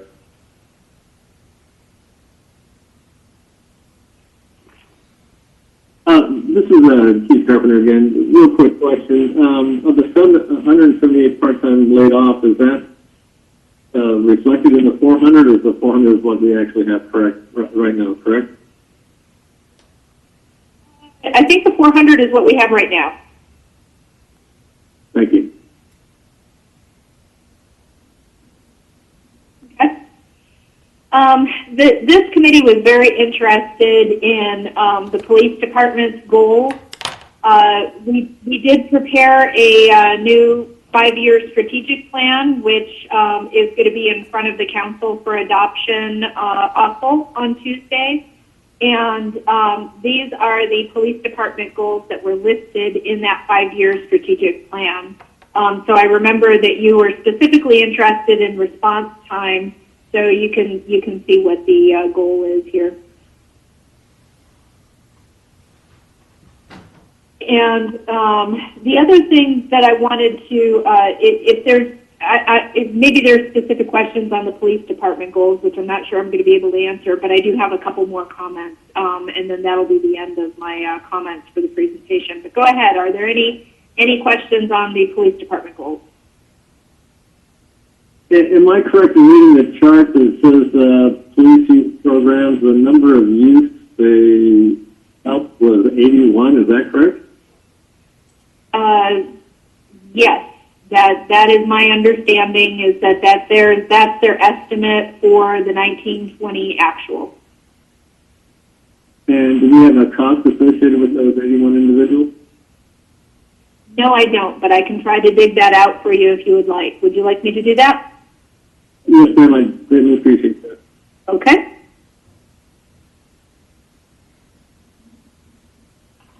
I want to expand on the Chair Carpenter's question to make sure I understand it. So, because I have the same question in terms of, is that the police have 81 youth programs, or they targeted 81? Maybe that's a poor choice, word choice, but they're helping 81 youth in our city. You know what? I honestly don't know the question. Okay. I think I know, but I don't want to say. So I will follow up with the committee with more information on that. And so my understanding is you want to understand is that 81 programs, 81 youth, or 81 events, if you will. What does the 81 represent, and the cost of that effort? Yeah, I'm going to comment on that also, because I mean, especially if it's 81 youth that they're essentially helping through these programs, I think that hopefully our target is quite a bit higher than that, even beyond the 15%, considering we're I believe one of the youngest cities in the country, and so hopefully we're shooting for the right target on that. Obviously, there's budgetary restraints and stuff too, but. Real quick, you asked us their number of youth. So I assume that 81 is actually the number of youth. That is what it looks like, but I want to confirm before I say that. Thank you. And Catherine, was there? I saw where you pulled this from the agenda item 68. I think if I recall correctly, one of our concerns was not only for priority 1 type calls, but for more of the what I would call more quality of life type calls, that someone is not in imminent danger, which is kind of where Measure X I think was coming into play also with quality of life type issues. Did they? And I didn't see it in the agenda item, but maybe it's in the full strategic plan. Did they give any goals and actuals for the lower priority, priority 2, 3, 4, I think goes down to 5? No. Do you know if that is an indication that their focus is really on the priority 1 calls as opposed to some of the lower tier calls? And it's fine for you to say no. Yeah, I honestly don't know, but I can find out.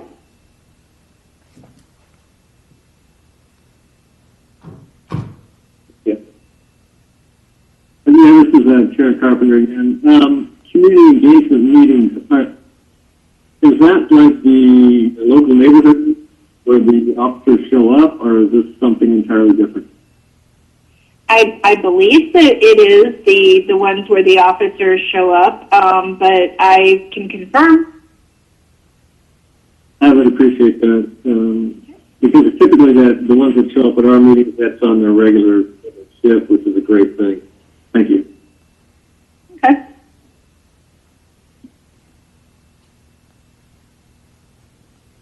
Okay.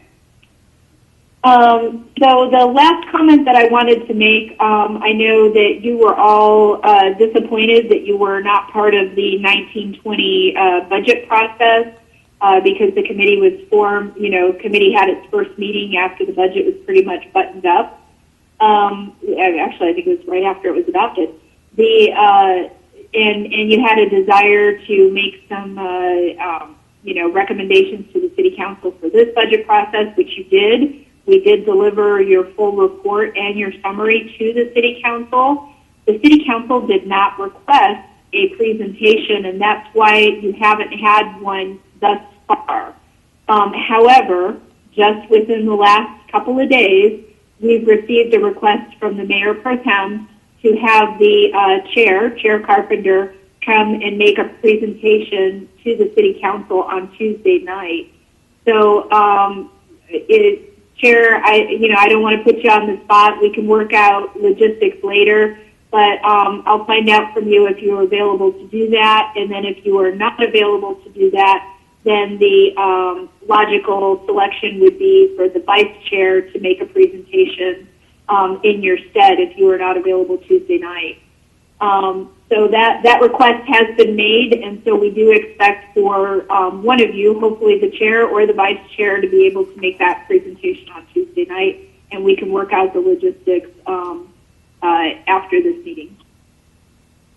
Okay, yeah, and I remember in our last meeting we had kind of decided, at least among the committee, that it would be Leo and Mr. Johnson.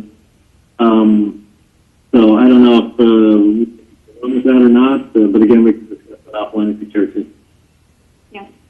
Or if you want, you can discuss it and take action tonight to elect your emissary, if you will. That would be fine with me. Again, I thought we had agreed in our previous meetings, but we'll talk about it when we finish up with this. Okay. All right, so that concludes my oral comments and my presentation on the budget update and where we're at with that. And so if you have any additional questions, I'm happy to answer them. And then I have some information that I will present during staff comments about committee appointments. Thank you. Executive Representative, I have one more last question / request. Would you mind providing us also the follow-up is the goals from the Parks and Rec department as it relates to youth programming? I see that definitely police laid out youth program goals, a percentage, but I'm following up from my previous questions as to what the plan from the other departments, given that there's a $2 million fund. Okay. So you want the Parks, Recreation, Community Services goals as relates to youth programming. You got it. Thank you. Okay.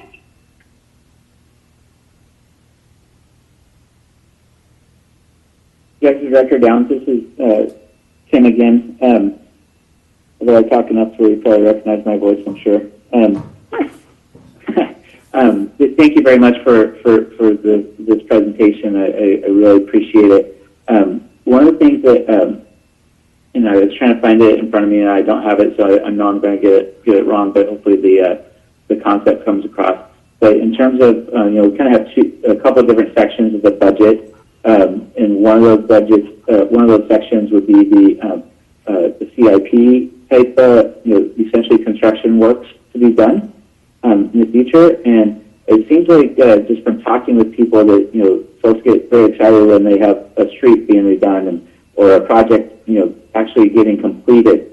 Can you talk to possibly and especially considering the amount of projects that we get through grant funding and other sources, can you talk to, from the finance perspective, is our city very, are we successful in, getting these projects to the finish line? And I'm not sure if I'm phrasing that right. I'm trying to be responsive to someone that's asked me a question. I just don't know the answer to it. But it just seems like we have a lot of projects that, that come across with fanfare and then they fizzle out and do not, get to the finish line. Yeah. I'll give you my perspective on a couple different things. So first, a lot of the projects, we obtain funding for them and we plan them knowing full well that they're going to take multiple years to accomplish. When public agencies like cities do construction projects, they have to jump through a lot more hoops than others do when they do construction projects. And so sometimes it causes things to get delayed. It causes things to get drawn out. A perfect example of that is Bristol Street widening and improvements. We've had different tranches of funding in different phases of that project. It's been going on for many, many, many years.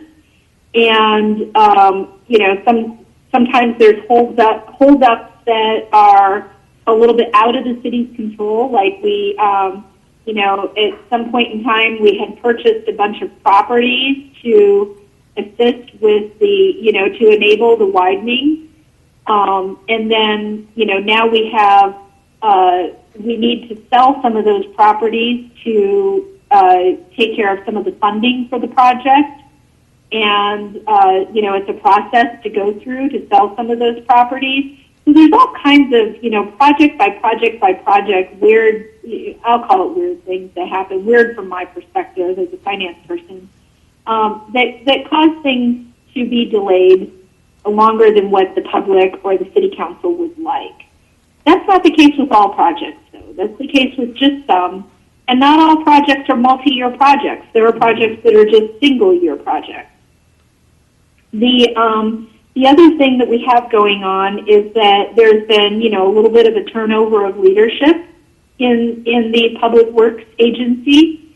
And as we all know, anytime there's a turnover of leadership, sometimes it causes, things to be delayed.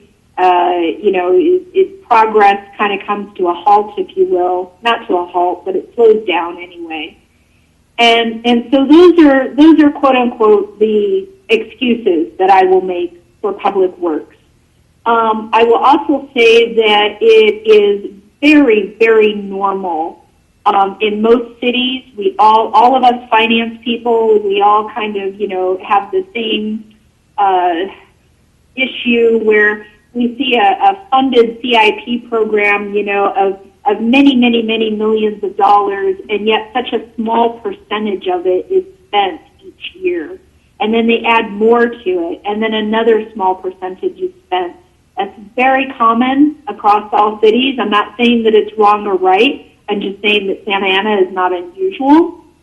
And then beyond that, I don't really have much that I can say to answer for it. It is kind of frustrating. You probably, I imagine that part of what's driving your question is you probably saw it in one of our staff reports where we basically said, hey, we expect that a lot of the current year appropriations are going to get carried over, like maybe, more than 150 million or something like that. And so, you might be looking at current year spending of somewhere between 30 and 40 million, and Public Works is certainly trying hard to increase that number by June 30th. But whereas they have, over 190 million funded, and some of those projects may actually be stale. We literally have hundreds of projects on the books. And I included that in one of the agenda items recently, too, before City Council related to the budget, so they could see the full list.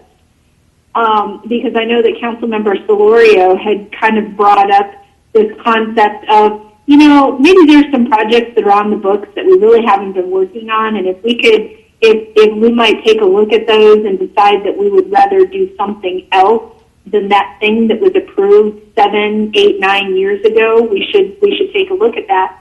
So I provided them with the full list, but the city council didn't, you know, give us any direction to do anything different. And then here for the 2021 proposed budget, we've got another 70 some odd million of new spending included in the budget. And then you look at the fact that maybe we might only be spending 30 to 40 million this year. So that can be kind of frustrating, and I understand what's the drive behind your question. The other thing is that sometimes you spend in great spurts. So, for example, the Public Works has been working on an advanced meter infrastructure project for a while now, and they anticipate, you know, hopefully the project will get off the ground here, you know, in the next, I don't know how many months, but soon. Let's just put it that way. Once that project gets off the ground, you'll see a lot of money spent very quickly. So that does have a tendency to happen, where you might see real high spending for a couple of years and then lower spending for a couple of years. So it's not really a direct answer to your question, but that's, you know, as much as what I can offer to try to answer your question. Does that help?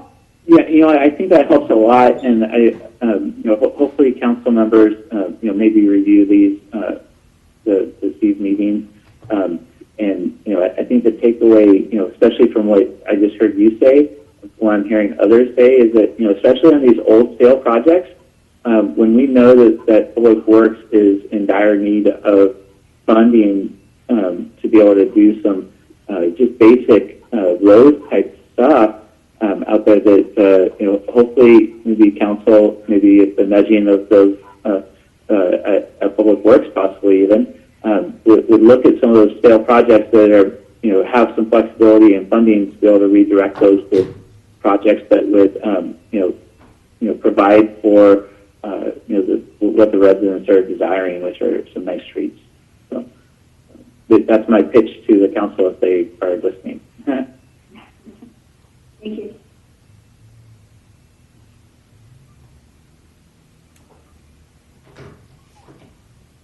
Do you have any further questions?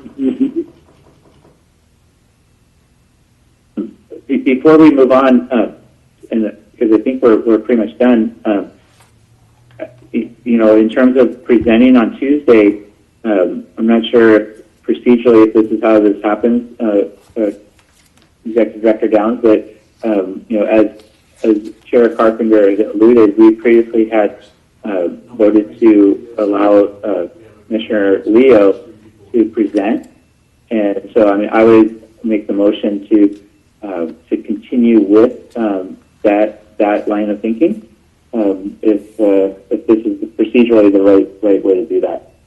Yeah. If you want a motion to send Committee Member Leo to present on Tuesday night, that's a perfectly fine thing to do. I would second that.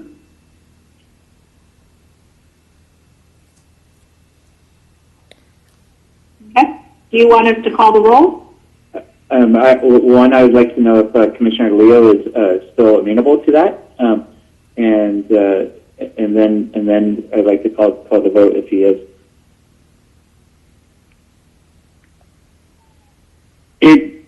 Unfortunately, it depends on what time, Catherine, you think there'll be a presentation, because I have an evening meeting I have to get to on campus as we roll out research on UCI. So, what do you know? What time? It'll be later. It'll be later in the evening because the budget is towards the end of the agenda. Okay, and then it's all done virtually, right? Yep. Okay, if it's after, do you think it'll be after like 8 o'clock? Yes, I do. Okay, then I should be available. Okay. Would you like me to call the roll, a vote? With please call the roll. Member Landaverde? I'm sorry, was that yes? Yeah, approved. I don't know if that's, there's a difference. Okay. Member Leo? Reluctantly, yes. Member Lugo? Yes. Member Pereira? Yes. Vice Chair Johnson? Enthusiastically, yes. Chair Carpenter? Yeah, I hate to put it up to it, but unfortunately, yes. The motion passes. Thank you. Any further questions or comments or motions?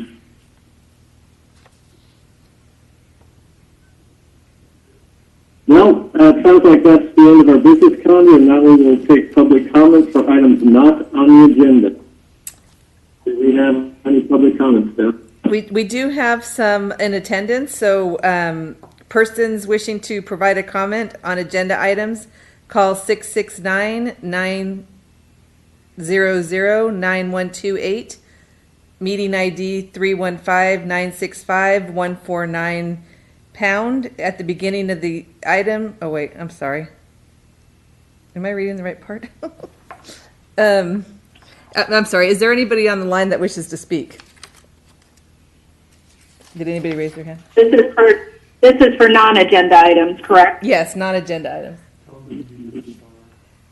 items. If you wish to speak, please hit *9.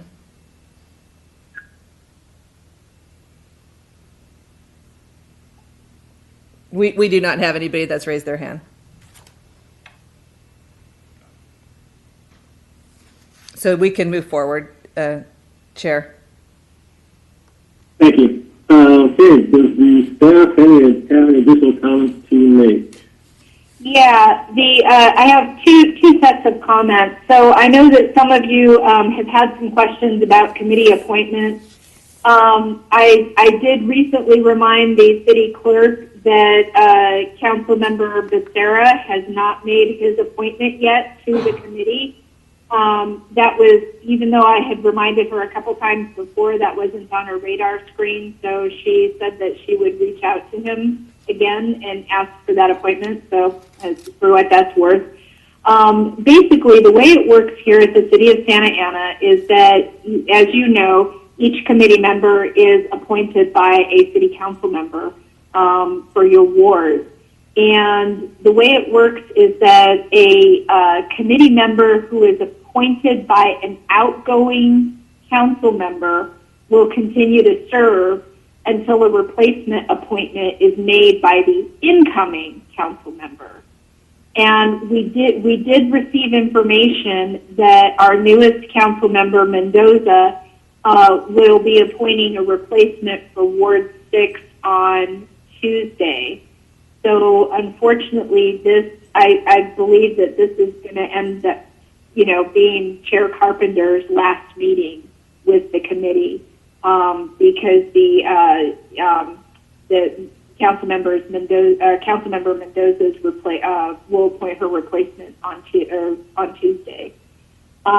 So we will definitely put it, if that's the way it works. Let's say that she doesn't do that, then Chair Carpenter will continue to serve. But let's say that she appoints her the replacement, then at your next meeting, we'll add to your agenda to reorganize, meaning to vote amongst yourselves to elect the chair, and and potentially a fallout from that. Could be vice chair too. Who knows? And then as a second point, I wanted to let you know that we've invited community development to your September 9th meeting to give you a status update on the vehicle incentive program, how that's going, what the numbers are looking like, et cetera. So you can expect that at your September 9th meeting. But back to the committee appointments process, is there any questions with that process, how it works? Yeah, this is Chair Carpenter, and maybe the ex-Chair Carpenter. Yeah, it's kind of because I've been told back listening to our new council member, and she has not responded to several of my questions. And I'm a little disappointed that this is being brought up by you, and I feel kind of happy that you have to do that. Yeah, it just seems to me it's a little less than transparent. Is the best thing I can describe it. And unfortunately, I don't think I'll have the opportunity to speak if I am replaced. Again, it's rather unfortunate. And given that, my only comment would be that I would remember that they do not work for the council works for us as citizens, and to keep the citizens first. Don't feel obligated to cater to the council or anyone else. Please be independent, and please keep the people first.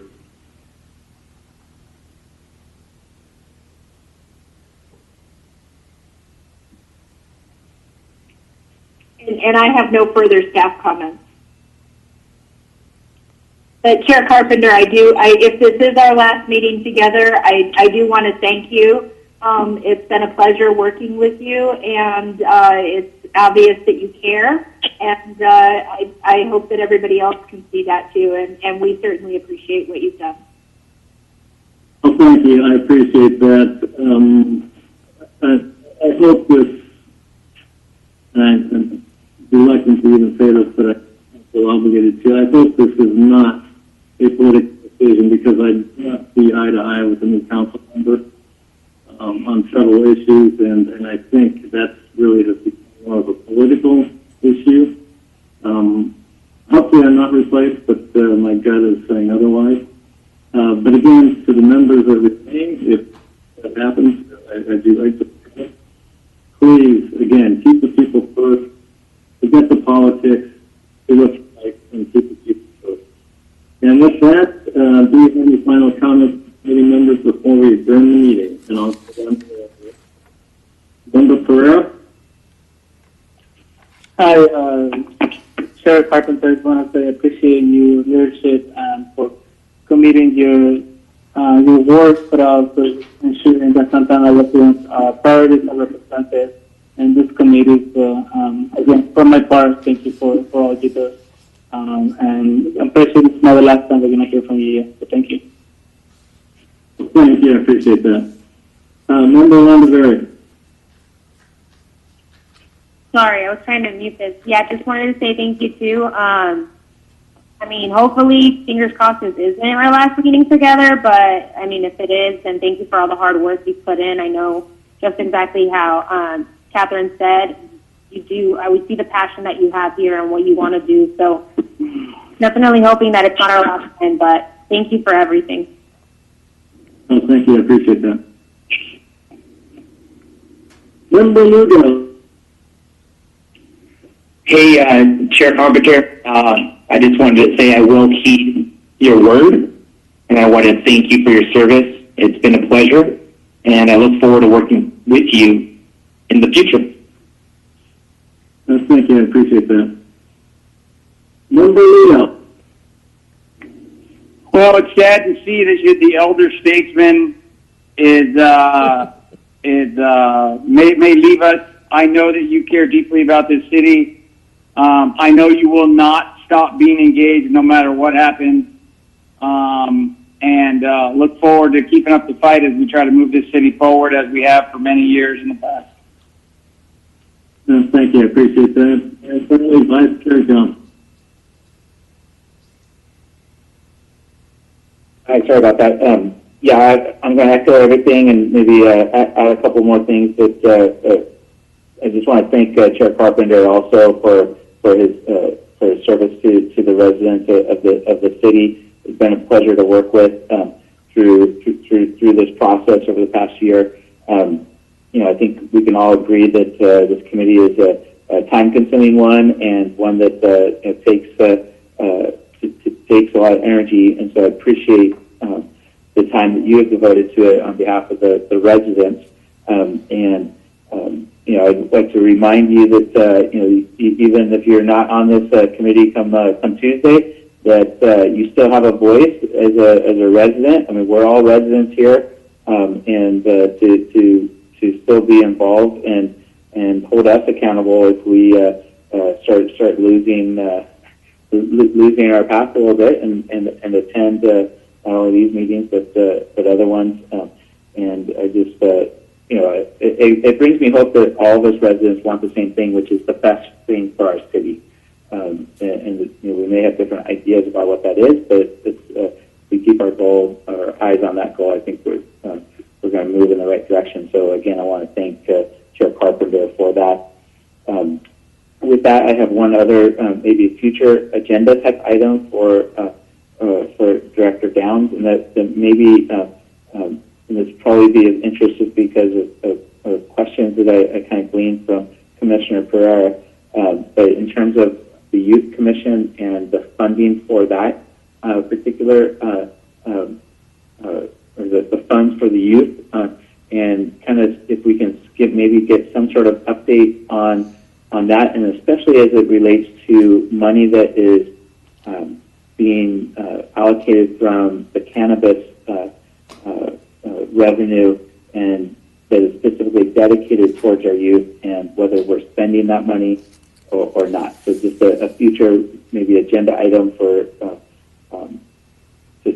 that we can maybe get an update on at some point. But with that, I thank staff for all the work that you guys have done. It's obvious that you guys care for the city also through this, so thank you very much. Okay, thank you. Well, I guess I get to have the final comments here. Hopefully, my final comments, but we'll see what happens. And thank you guys for all your patience. I know I am, again, kind of late in this meeting. I do appreciate your patience on understanding. And again, to staff, you've been more than what you've done. So again, thank you for that. So yeah, hopefully, hopefully I'll be around, but just that the captain is mentioning this makes me kind of think that that's not the situation. Which again is kind of unfortunate. I don't feel that was fair on the part of the council member. And that's something we'll have to discuss with her in different form. So with that, folks, thanks for everything. It was interesting to see how this all works. It's been enlightening, to say the least. And I don't have any intention of giving up. I'm just a little bit about what is happening if such does happen. But again, that's where it is sometimes. So, hearing no objections, this meeting is adjourned to the next regularly scheduled meeting on September the 9th, and who knows, possibly I'll be there.